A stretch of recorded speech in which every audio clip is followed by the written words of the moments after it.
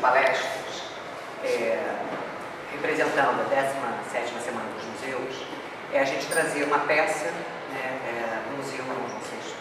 E cada pesquisador, né, que tem desenvolvido, né, trabalhos a partir dessas peças, né, falar um pouco, né, da história, né, dessas peças, a gente vê justamente a potencialidade, né, que apenas uma peça, né, pode gerar em termos de história.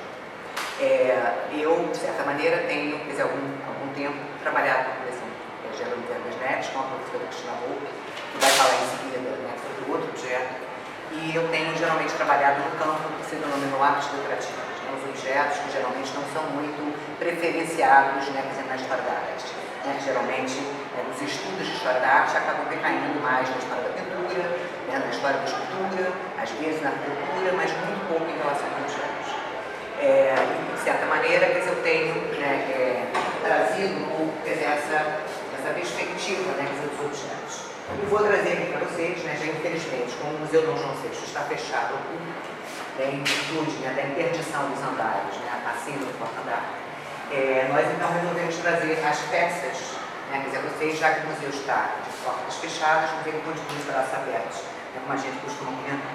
Então aqui eu trouxe uma xícara de 2 asas, Companhia das Índias, né, que pertence à coleção Tempo das Mães, que não necessariamente é uma coleção didática, que é o grande acervo, né, do Museu Dom João VI, que foi doada em determinado momento, que a gente depois vai comentar. Então ela é uma coleção bastante múltipla, mas que foi doada à Escola Nacional de Belas Artes, né, justamente com o intuito, né, de servir, quer dizer, de estudos. É completamente diferente das aulas, né, que às vezes a gente costuma ter. Vocês têm, na verdade, aulas de imagem, ou de história da arte. A ideia do contato com o objeto é primordial. Então, nesse sentido é que a gente procura, quer dizer, trazer, né, quer dizer, essa experiência do objeto. Então, aqui é a nossa xícara, né, com essas 2 asas. Né, a gente pode perceber, né, quer dizer, toda a sua parte lobular, né, quer dizer, das suas superfícies, que era muito comum, quer dizer, para se, de certa maneira, sublinhar, né, quer dizer, a decoração floral, né, quer dizer, dessas peças. Né, observamos também, quer dizer, o próprio ondulado nas bordas. Observamos que não só, né, quer dizer, a sua decoração cores bastante intensas, estão na sua superfície externa, mas também na sua superfície interna e do lado de fora do próprio prato. Quer dizer, essa ideia de que toda a parte decorativa desse objeto precisa, né, quer dizer, de um contato, né, quer dizer, e do seu uso, né, para que todos os seus detalhes possam ser percebidos. Né. Então, a xícara, né, quer dizer, um desenvolvimento de uma peça, né, quer dizer, para, né, se tomar líquidos quentes, né, nas suas diferentes modalidades, e de certa maneira, quer dizer, são, quer dizer, essas características que a gente vai, de certa maneira, comentar aqui, quer dizer, nessa palestra. Bom, inicialmente, né, a gente vê que é uma xícara com pires.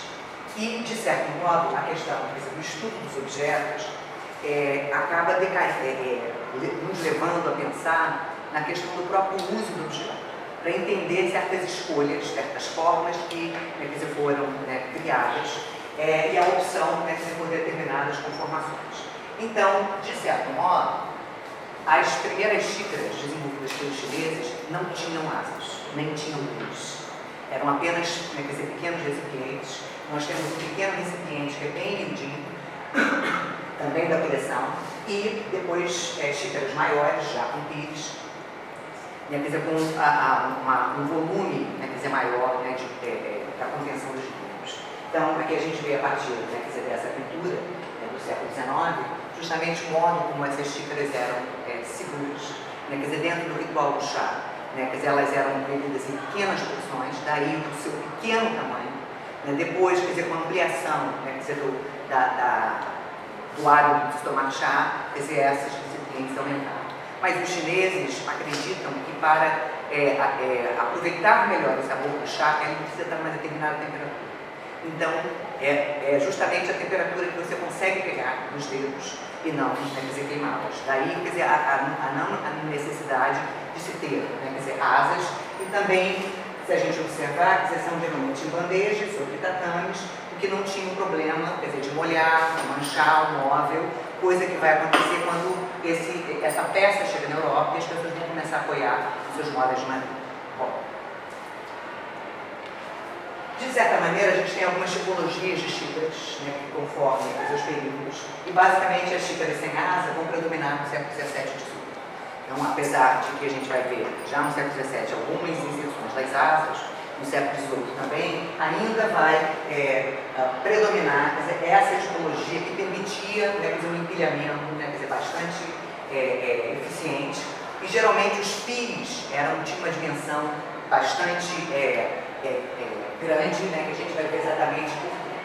A partir do meados do século XVIII, a gente vai começar a ver maior uso, né, das alças nessas xícaras, e um grande problema de um empilhamento que não vai ser tão eficiente quanto aquelas cerâmicas. E, de certo modo, a gente vai ver que a xícara, o pires, começando a diminuir, e começar a ter uma reentrância, de modo que a xícara fique mais estável, né, no pires. Até que no século XX nós vamos ter modelos mais geometrizados, mais sintéticos, em que eles vão buscar, né, resolver a questão da asa, permitindo um empilhamento mais eficiente e os pires cada vez mais rasos. Né? Isso, de certa maneira, é a sequência das tipologias, né, dessas xícaras. Bom, em relação às medidas das capacidades das xícaras, a gente fez uma experiência com as xícaras da coleção, e como vocês podem ver, essa a escala aqui na imagem, né, não permite que a gente perceba, né, as proporções entre elas, mas a nossa menor xícara tem 30 ml de capacidade, com pires também. E a gente percebe que as outras, né, que geralmente as xícaras, de modo geral, giram em torno de 80, 90 até 110 milímetros. E vejam que os pires, né, muitas vezes ou igualam em termos, né, de capacidade líquida, ou são maiores do que as próprias xícaras. E a gente pergunta, a troco do quê? Porque existiu o hábito de se beber o líquido no pires. Tanto que a gente vê nessa fotografia, vou tirar essa fotografia, não só. O hábito de se beber. É o computador. É o computador, né?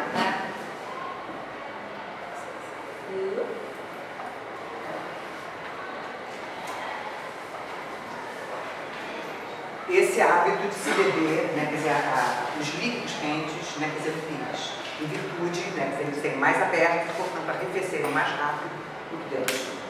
Então, isso é um hábito, né, que, por exemplo, uma bisavó minha ainda fazia, com seus quase 90 anos, de colocar, às vezes, café com leite para tomar no pires para esfriar mais rápido. Então, às vezes a gente percebe que determinados formatos, tem a ver com certos hábitos, né, que foram sendo desenvolvidos, né, e espraiados. Com uma ideia, antes, quando você não queria mais chá, você virava a xícara de cabeça para baixo. E depois passou a ter um outro código que você coloca a colher dentro, né, da xícara para você dizer, não quer mais. Então, cada época, né, e cada cultura vai estabelecer seus códigos, né, de uso dos objetos e, portanto, as suas conformações, né, vão variar. Os chineses desenvolveram especialmente uma cerâmica especial, né, que chama-se porcelana. Dentro das cerâmicas é aquela a mais refinada possível, né, e aí que eu trouxe uma xícara minha mesmo, para vocês poderem ver a mão, né, porque na verdade não sei, vocês não podem. Então, para observar justamente essa característica que é própria da porcelana, que usa uma cerâmica especial que é o kaolin. O kaolin é uma argila, branca. E a característica dessa cerâmica, quando sai do forno, é ficar branca. Então, portanto, o que a gente tem aqui é um vidrado transparente, além desse decalque, né, policromado, e faz com que essa pasta, atingindo temperaturas acima de 1200 graus, fique translúcida. Essa é a característica típica de porcelana. Nenhuma outra cerâmica tem essa característica da translucidez. Então, vocês podem colocar o dedinho aqui atrás, que vem justamente essa característica da translucidez. Isso vai permitir justamente algumas colorações, né, e algumas sejam permitidas na medida que elas vão em alto fogo. Então, algumas colorações, né, em termos de esmalte, são alcançadas apenas na porcelana. Uma maior variedade de cores, uma maior similaridade no próprio pigmento, né, nas espraiação sobre a superfície, e ao mesmo tempo, em virtude, né, quer dizer, dessa superfície completamente branca, né, a observação das sutilezas do líquido que estão lá dentro. Especialmente o chá, ligado ao ritual do chá, né, na China, especialmente depois no Japão, né, quer dizer, a observância, né, quer dizer, da coloração, das diferentes sutilezas, né, quer dizer, das colorações para o âmbar, para o avermelhado, né, para o arroseado do chá, ele é extremamente apreciado no ritual e tem a porcelana como, quer dizer, um aliado, né, importantíssimo. Bom, então, aqui justamente uma imagem, né, quer dizer, mostrando, né, o efeito, quer dizer, dessa translucidez da porcelana. Lembrando que os europeus, né, enquanto os chineses vão já na dinastia Tang, né, desenvolver e conhecer, né, quer dizer, o processo da porcelana, os europeus só vão, né, descobrir no século XVIII, porque os chineses não vão contar de jeito nenhum segredo e simplesmente vão vender os europeus e vão cobiçar, né, quer dizer, essa peça. Você imagina, em plena Idade Média, né, enquanto os europeus, né, estão lá, invasões bárbaras, né, em pratos de madeira, ou então pratos de pão, né, no máximo, né, quer dizer, alguns metais como estanhos, e os chineses com essa peça, né, de cerâmica extremamente, né, quer dizer, translúcida, quase um vítreo, né. Então, com isso, a cobiça sobre as peças de porcelana cresceram enormemente. E por que fazer, então, uma xícara com duas áreas? Vimos que os chineses tomavam uma asa só. Quando, quer dizer, essas peças chegam na Europa, na medida que o hábito das bebidas quentes começa a se desenvolver, lá no início do século XVI, mas especialmente a partir do XVII, os europeus preferem o uso da asa. Se a gente começa, a gente vai ver algumas representações do uso, quer dizer, da taça, né? Sem a asa, mas eles vão preferir. E por que, de repente, colocar duas asas, uma já, o pessoal já não precisava usar. Uma asa, colocaram como uma questão de conforto, para de repente beber o líquido mais quente do que os chineses a princípio apreciaram. E por que então duas asas? Nós vamos encontrar, né, quer dizer, vários modelos, né, tanto esse mais alto, um pouco diferente, né, quer dizer, desse nosso modelo, que abre sensivelmente, né, quer dizer, a borda, e outros com tampa, como esse modelo de César, já feito no século XVIII, né, depois que os europeus, né, quer dizer, aprendem a fazer a porcelana. Bom, então a gente vê que normalmente a xícara de duas asas acompanha também uma tampa, né, para se manter o líquido mais quente, ou então, né, quer dizer, nesse caso, que é um outro modelo chamado Canglese, que tem essa parte vazada, presa no pires, para se encaixar, né, quer dizer, a xícara.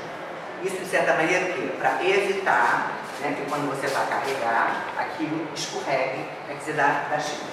E, de certo modo, nós vamos perceber que é o chocolate, que é a bebida mais pesada dentre as bebidas mais tradicionais, como chá, café e chocolate, que são as bebidas quentes que foram ingeridas. E, de certo modo, se a gente colocar na mesma xícara, né, quer dizer, um chá, um café e um chocolate, o chocolate vai pesar muito mais. Então, portanto, ele dava mais firmeza na hora de se tomar. Não é que todas as xícaras de chocolate tenham duas asas. A gente vai encontrar várias, com uma asa só. Mas esse desenvolvimento, né, dessa tipologia vai caracterizar, né, quer dizer, algumas peças de chocolate. E a gente percebe que, de certo modo, esse colorido vibrante, né, quer dizer, dessa porcelana, vai contrastar com aquela cor lodacenta, né, quer dizer, do chocolate. De certa maneira, criando, né, quer dizer, um contraste, né, quer dizer, agradável a uma cor que, a princípio, não é uma cor, né, quer dizer, tão, digamos, atrativa quanto um chá, por exemplo. E o chocolate, né, que na verdade, né, era conhecida, né, como água amarga, né, desenvolvido especialmente aqui do cacau natural da Mesoamérica. Alguns estudos já identificaram, estudos genéticos, que o Equador seria provavelmente o primeiro país aqui a semente de cacau, né, que se desenvolvesse, mas ela basicamente a gente encontra no México, na Venezuela, na Amazônia brasileira, né, na parte, né, quer dizer, mais ao norte da nossa Amazônia. E quando ela era considerada uma bebida sagrada por essas terras, eles bebiam, inclusive, em copos de ouro chocolate e jogavam fora a taça de ouro para mostrar, de certa maneira, o que era, né, quer dizer, valoroso era o líquido considerado sagrado e não a peça. Mas, até que chega Fernando Cortés, né, quer dizer, no México, em 1519, recebido de braços abertos pelos astecas, e lhe oferecem muito chocolate, tendo em vista que é uma bebida, né, quer dizer, extremamente, né, que é destacada, né, quer dizer, e sagrada. E ele fica extremamente impressionado, quer dizer, com a quantidade de sementes de cacau que eles guardavam, era moeda de troca. Então, por exemplo, com 100 sementes de cacau comprava-se um escravo. Para vocês terem noção, quer dizer, como era uma moeda de troca. Ele, impressionado com isso, resolve se espalhar, né, quer dizer, as sementes de cacau por outros vários, né, quer dizer, países. E aí, portanto, isso se dissemina. Mas ela era bebida geralmente misturada com água. E não, né, quer dizer, com leite, como depois vai ser feito, né, quer dizer, na Europa. Geralmente se misturava pimenta e outros temperos. Mas essa coisa de chocolate com pimenta, como se fosse uma novidade hoje em dia, é muito mais velha do que a gente imagina. Né? Quer dizer, o hábito original do chocolate era tomado com pimenta. Às vezes eles misturavam com vinho, às vezes eles misturavam com uma papa de milho, né? Quer dizer, portanto, um pouco diferente, né? Quer dizer, do que se usava. Quando ele chega na Europa, quando Cortês, né? Quer dizer, aprende a fazer o chocolate, né? A torrar, quer dizer, semente, amassar a semente, fazer os tabletes e misturar, portanto, depois com a massa quente, ele leva para a Espanha. A Espanha, basicamente, durante todo o século XVI, basicamente só os espanhóis vão saber como se processava o chocolate a partir de sementes. Só a partir do século XVIII que se espalha para o restante da Europa. E, pelo gosto dos europeus, eles começam a acrescentar o açúcar, ou mel, né, quer dizer, dentro desse processo. Depois é que eles vão aos poucos acrescentando um creme de leite, um leite, né, quer dizer, dentro, né, quer dizer, dessa mistura, né, quer dizer, para se beber o chocolate. Então aqui a gente tem um painel, né, que é do Museu de Cerâmica de Barcelona, que mostra justamente os hábitos dos espanhóis, apesar de ser uma peça do século XVIII, né, lembrando que eles estão tomando chocolate desde o século XVI, que mostra justamente o preparo, né, como vocês estão vendo aqui, com as barrinhas de chocolate colocadas, os bules no fogo e a colocação, né, dessas barrinhas para se derreter, né, que é com aqui, né, quer dizer, em outras, no século XVIII ele vai ser considerado uma bebida extremamente fortificante própria para o café da manhã. Né, e de certa maneira a gente vai encontrar, né, quer dizer, peças, e a gente vê aqui que inclusive a xícara não tem asa. Então, não é exatamente porque essa xícara aqui de 2 asas é para chocolate que as pessoas vão usar, né, não vão usar outros tipos de xícara, né, quer dizer, para beber.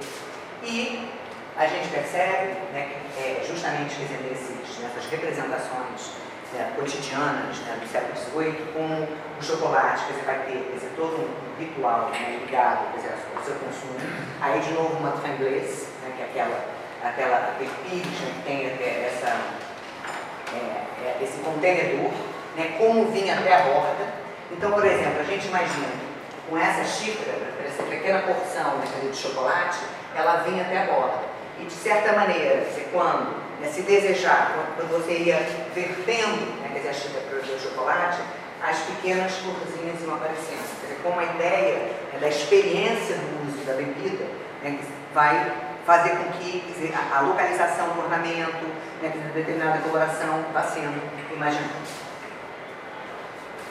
E aqui, quer dizer, dentro, né, quer dizer, dessa outra imagem, né, mostrando, né, quer dizer, um duque, né, quer dizer, com a sua família, né, demonstrando como era uma bebida basicamente restrita à aristocracia, né, quer dizer, à realeza, né, quer dizer, não era, quer dizer, um hábito, né, extremamente, né, espraiado e acessível. Né. Imagina essa família nobre, né, imaginando que hoje o chocolate se vende em Tetra Pak com todinho, né, quer dizer, em vez, né, quer dizer, desses recipientes que foram pensados, né, quer dizer, especialmente, quer dizer, para esses fins. Bom, aqui, né, quer dizer, para se fazer o chocolate é preciso, portanto, um recipiente chamado a chocolateira, porque ele não era vendido em pó. O chocolate em pó, né, só surge no século XIX. Portanto, até então, ele era feito em tabletes e derretido, né, quer dizer, na água. Para que ele fosse derretido e criasse espuma, né, quer dizer, era preciso, então, né, que se colocasse o tablete, né, de chocolate e se esfregasse com esse objeto que é o molinir, né, que é justamente, quer dizer, é feito uma colher, mas ele, na verdade, né, tem esses relevos para facilitar né, quer dizer, o desprendimento, quer dizer, a barra se desfazer. Né? E aqui a gente vê, quer dizer, nessa imagem, como, na medida que isso é mexido, ele vai criando, quer dizer, a própria espuma, que é característica, quer dizer, do chocolate. E a Maria Antonieta vai mandar fazer, quer dizer, o seu, né, conjunto especial para chocolate. E percebam, quando ela estava mais, né, quer dizer, com fome, é uma xícara monumental onde ela bebia chocolate. Mas a xícara de 2 asas está aqui atrás, provavelmente para os dias mais frios. Né? Então a gente percebe que um objeto, né, quer dizer, acaba também acompanhando outros objetos que desenvolvem, né, um determinado conjunto coerente, né, quer dizer, do hábito, né, quer dizer, do chocolate.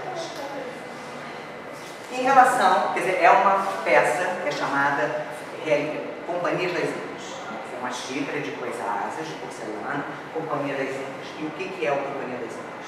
Na verdade, a gente encontra, né, a partir, né, quer dizer, da chegada dos europeus, né, quer dizer, a esse Oriente, que eles chamavam Índias de modo geral, né, que a gente tem justamente as datas, né, que os portugueses chegam, né, quer dizer, nesses 3 países. Né? Então, as rotas comerciais, né, se intensificam a partir dessas datas. E muitas empresas, então, vão começar a comercializar os artigos orientais. E, em vez de uma, apesar de às vezes chamar Companhia das Índias, a gente deveria chamar Companhias das Índias, porque foram vários. A mais, digamos, destacada é a holandesa, geralmente conhecida pelo símbolo de Vogue, mas a gente vai encontrar companhias das Índias inglesas, dinamarquesas, francesas, e principalmente a partir de 1699, o porto, né, quer dizer, de Cantão é aberto e vários países estrangeiros podem começar, né, quer dizer, a desenvolver comércios e até a desenvolver algumas manufaturas, especialmente para exportação. Então, o que acontecia? Os europeus não sabiam fazer porcelana. Então, o que eles vão fazer? Vão encomendar as porcelanas aos chineses. Portanto, as companhias das Índias faziam justamente as encomendas e levavam para a Europa essas encomendas. Então, portanto, são peças chinesas, porcelana chinesa, feitas sob encomenda. E que, de certa maneira, vão responder às demandas, né, quer dizer, dos europeus. Então, pratos desse tamanho não existiam na China, como açucareiros, sopeiras, e os europeus, portanto, vão enviar seus modelos e solicitar que sejam executados, né, quer dizer, na porcelana chinesa e com uma decoração tipicamente chinesa, porque na decoração eles é que criaram.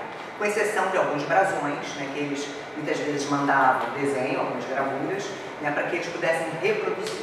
Tem algumas peças interessantíssimas, porque algumas eles mandavam assim, desenho, aí colocavam assim, vamos dizer, não vou lembrar qual era a língua que eles mandavam, se italiano, se espanhol, vamos dizer que seja inglês. Blue, orange, rose. O que os japoneses fizeram? Repetiram, escreveram, porque aquilo para eles, quer dizer, era um ornamento. Então, esse jogo cultural é extremamente interessante para a gente ver, né, quer dizer, como o embate das esculturas acabam desenvolvendo novas peças. A gente vê a decoração ainda completamente chinesa, né, mas o formato do prato, que a gente chama prato de arroz, que é o prato que a gente come normalmente, nessa dimensão, foi uma demanda europeia. Como a gente pode pensar a própria xícara, né, que nós vemos aqui, né, com 2 asas, com recipes para chocolate. De certa maneira, os chineses não utilizam essa nomenclatura Companhia das Índias. Eles geralmente classificam as suas porcelanas, né, geralmente pelas dinastias e pelos imperadores, né, que se tem. E aqui a gente tem, após a dinastia Ming, né, que para justamente que antecede a dinastia Qing, um momento de guerras, né, que vão ocorrer na China, que justamente os fornos, né, de porcelana vão ficar desativados.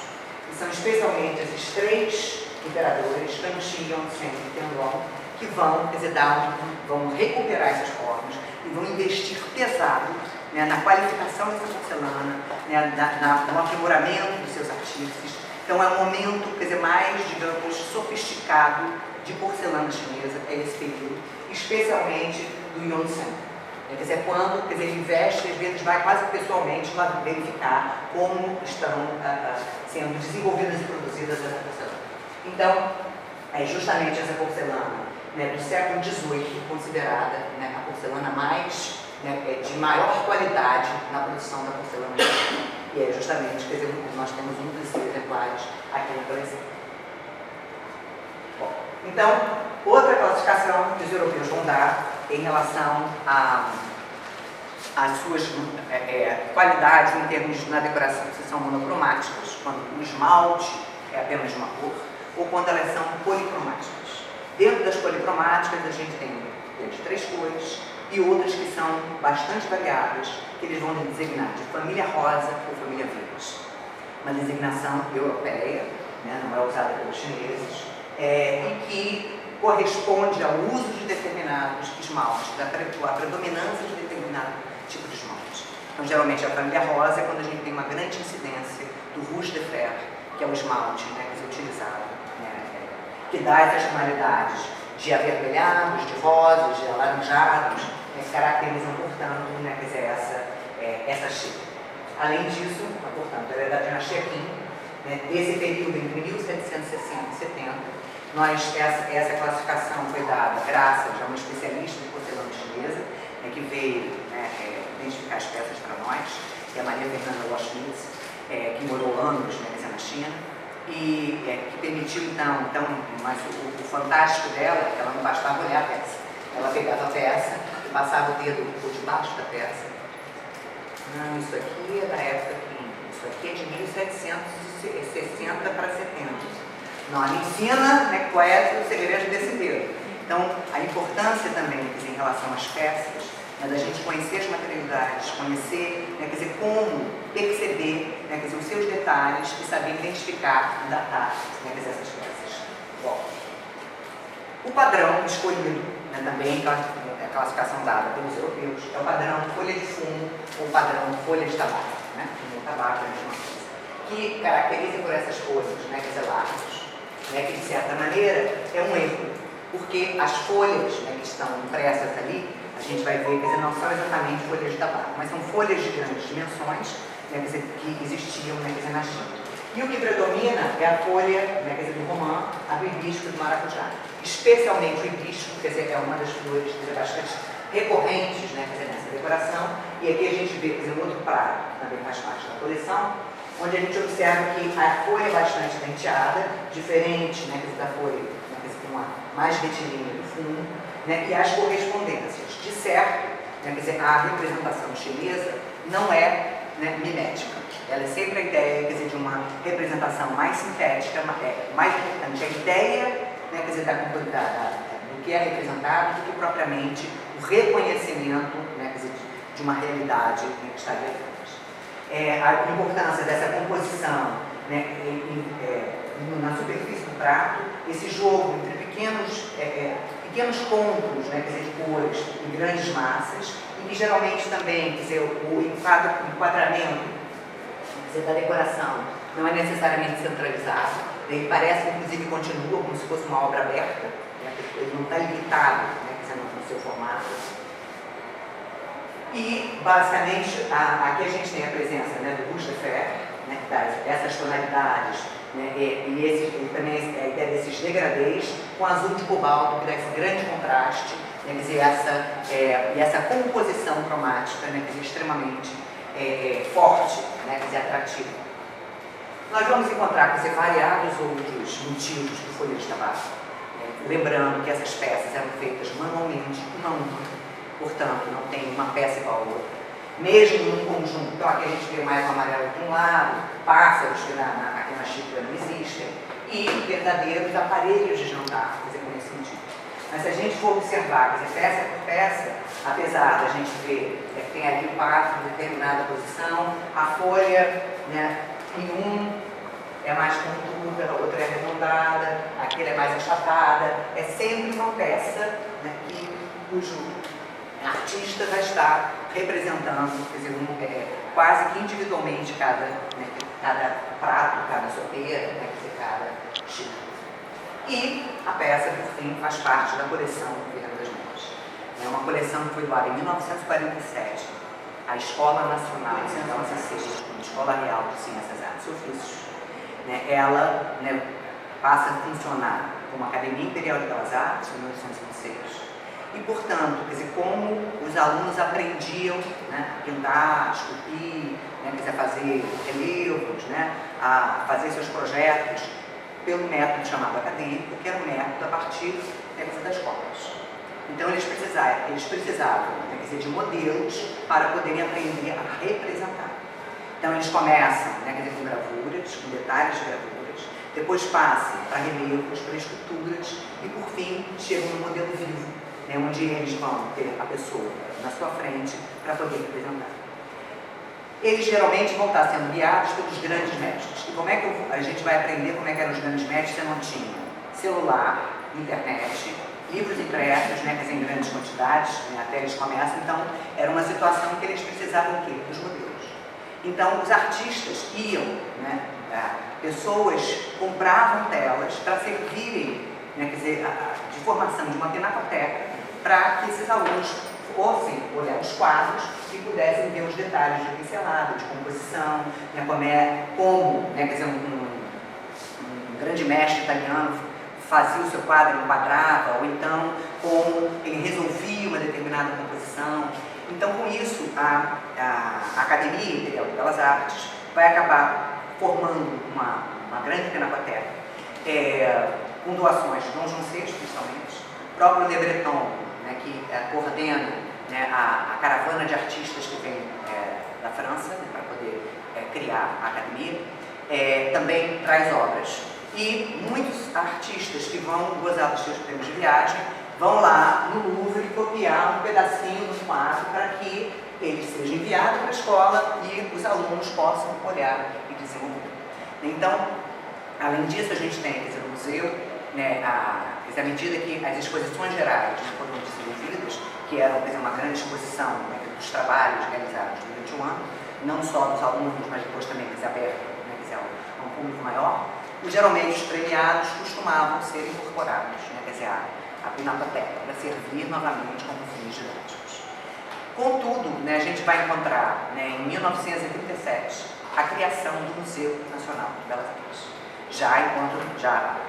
A academia já tinha virado escola, né, pós a República, Escola Nacional de Belas Artes, e né, foi morar no seu novo prédio, lá na Avenida Rio Branco, que hoje é o Museu Nacional de Belas Artes. Mas, então, a escola tinha a sua pinacoteca, né, que não é apenas de quadros, mas de obras, de esculturas, né, de peças, e né, quer dizer, a escola propriamente dita. Então, em 1937, né, quer dizer, quando também é desenvolvido né, o Instituto de Patrimônio Histórico e Artístico Nacional, nós vamos ter a criação do Museu Nacional de Belas Artes. Mais de 3.800 obras, quase 4.000 obras que eram da escola, que eram da pinacoteca, às vezes chamada Museu da Escola de Belas Artes. Essas peças todas foram transferidas, né, quer dizer, para o Museu Nacional de Belas Artes. E o que ficou com a escola eram aquelas obras que não interessavam esteticamente no momento. Então, por exemplo, as obras, por exemplo, de academias, os nus, não eram né, quer dizer, tão né, bem, digamos, vistos ou considerados, quer dizer, obras de excelência naquela época, e muitas ficaram com a escola, continuando a servir nas salas de aula, nos gabinetes de direção, continuando a servir como apoio didático. Muitos colecionadores, né, quer dizer, doavam né, quer dizer, seus espólios à Escola Nacional de Belas Artes. Então, por exemplo, o Barão de São Joaquim, o Barão de São Joaquim, doou não sei quantos Boudin, né, o Eugênio Boudin, ele tinha vários e doou para a Escola Nacional de Belas Artes. Né, só que acabou indo né, fazer parte do acervo do Museu Nacional de Belas Artes. Então, o museu ficou para frente, né, ficou com a fachada, a parte da frente do prédio, né, quer dizer, dando para o que hoje é a Avenida Rio Branco, e a escola ficou com o resto. Até que em 1974, quer dizer, ainda era um espaço relativamente, né, quer dizer, amplo, mas por outras questões políticas, a escola, em 1974 para 75, nas férias de verão, ela então é enviada para aqui, para Ilha do Fundão, né, ocupando o prédio da arquitetura, então sendo uma inquilina, quer dizer, até hoje, né, não temos nossa sede, tivemos 2 sedes maravilhosas, né, que eu acho que a história nos deve agradecer, e, de certo modo, a gente percebe, quer dizer, que quando a escola chega aqui em 75, isso em 75, a mudança finaliza em 75, né, essas obras, né, que estavam todas espalhadas pelas salas, departamentos, né, direção, eles acabam tendo a preocupação, na época da direção do professor Almir Paredes Cunha, a se constituir um novo museu da Escola de Belas Artes, né, com justamente esse espólio que estava, de certa maneira, ainda um pouco desprotegido pelas salas. Então é fundado o Museu Dom João VI, em homenagem, né, quer dizer, ao ao seu patrono, aquele que escreveu o decreto, e ele então, ele habitava o segundo andar ali no prédio, né, até que, por virtudes de incapacidade de se permanecer ali, que chovia dentro do museu, né, quer dizer, ele foi estrategicamente levado para o sétimo andar, e onde ficava a nossa biblioteca, e ficou esperando, né, até um dia, né, ser feliz que ele pudesse voltar, né, ao segundo andar e ocupar o seu espaço. Né? Mas infelizmente, em 2016 tivemos um incêndio e nós estamos ainda ilhados no sétimo andar. Né? Apesar de que resistindo bravamente, conservando, né, quer dizer, com esforço, né, quer dizer, de toda a equipe, né, a sua preservação, mas contando, né, quer dizer, com os dias de glória que possa acontecer. Então, o que aconteceu? Então, era hábito dos colecionadores doarem suas peças à Escola Nacional de Belas Artes. A coleção Jerônimo Ferreira das Neves, né, que também seguiu o mesmo esquema.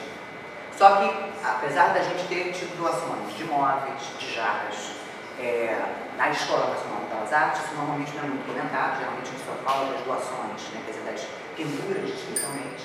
É uma coleção bastante eclética, né, com quadros do século XV ao século XIX. Né, algumas peças realmente excepcionais, mas também algumas peças triviais, mais simples. Né, como se resumisse a ideia daqueles gabinetes de curiosidades, que você tem peças, né, quer dizer, de várias tipologias, de várias materialidades, de várias localizações, e ao mesmo tempo alguns hábitos que vão surgir a partir do século XIX como colecionismo, que é o hábito da repetição. Então, na medida que esse hábito, né, que se populariza, e não necessariamente apenas obras, né, quer dizer, excepcionais, nós vamos ter coleções de cartas de amor, coleções de selos, então coleções que são, né, quer dizer, mais triviais, não apenas aquelas excepcionais. Então a gente vai ter as duas, de certa maneira, modernidades. Então, quem faz a doação é a viúva do Jerônimo Ferreira das Neves, a coleção chama-se Jerônimo Ferreira das Neves, ela só diz para se colocar legado de sua vida. Ela escreve o testamento dela, quando ela leva, né, essas peças à Escola Nacional de Belas Artes, em 1934. Agora, não sabemos porquê, né, depois da criação do museu, por que ela não muda, né, quer dizer, o seu testamento. Se ela realmente queria direcionar a escola, ou, né, se por algum motivo, ou ela adoeceu, ou ela preferiu, né, acabou perdendo a chance de doar para a Comissão Nacional de Belas Artes. Bom, aqui, de certa maneira, eu contei, né, quer dizer, esse desenvolvimento, né, das nomenclaturas da escola, e de 1947, quando a doação chega na escola, lá no prédio da Rio Branco, até 74, ela ficava, né, quer dizer, numa determinada sala. A ideia de juntar a coleção toda no local era uma demanda da própria, né, viúva, que queria que tudo se mantivesse reunido, como foi uma prática de alguns museus até a década de 1960. A gente entrava nos museus históricos, tinha sala de fulano, sala de ciclano, dos colecionadores. Isso depois é diluído, né, para se dar mais valoração às obras e não aos colecionadores. E isso, de certa maneira, a Eugênia, né, quis, né, que fosse respeitado no seu testamento. Aqui, então, né, um aspecto do salão, né, de estrutura que a gente divide, aí com a coleção Ferreira das Neves, ela aqui reunida. Vocês não podem esquecer que o Museu Dom João VI é um museu de pesquisa e ele tem uma proposta de uma reserva técnica aberta ao público. Ele não tem aqueles espaços positivos, com a emissão de determinadas obras, para se contar uma narrativa, mas ele é uma grande reserva técnica aberta, né, e justamente no sentido de permitir, né, quer dizer, leituras, né, quer dizer, também abertas, e instigar, né, quer dizer, novos pesquisas. Então, aqui, nós encontramos, né, as peças menores, né, estão em vitrines, e a gente nota, né, daqui a pouco vocês vão ouvir falar, né, sobre esse leque aqui, que também é da coleção. Então, ao mesmo tempo que a gente observa a quantidade de porcelanas, vocês podem ver onde está o óleo, vamos ver se vocês reconhecem onde está aqui a xícara das duas asas, e ao mesmo tempo a gente encontra aqui, né, nessa outra vitrine, um lava-olho de vidro. Lava-olho que o pessoal não tinha colírio para pingar de plástico, as pessoas colocavam, né, na mistura e deixavam aquilo, né, o olho de molho, né, para então, para melhorar, né, ter cuidado Temos também bobestes, que são pequenas argolas de vidro para colocar as velas quando derretem, né, não enchem a sal. Então, peças completamente triviais, um frasco de vidro de perfume, com o Cristo de marfim do século XVIII, que tem uma lavra extremamente especial, e as porcelanas do século XVIII. Então, a gente observa que é uma coleção, né, eclética no sentido de não, digamos, privilegiar certa tipologia de objetos. Quem estuda uma coleção desse tipo tem um desafio, que geralmente a história da arte acaba priorizando determinado tipo de objeto. Como é que você vai dar conta de estudar uma xícara de porcelana, um abano, um leque, um relógio, né, quer dizer, com peças, inclusive tem barriquinhas de ovos moles de Azevedo, porque eles moraram em Lisboa, a coleção foi formada em Lisboa no final do século XIX.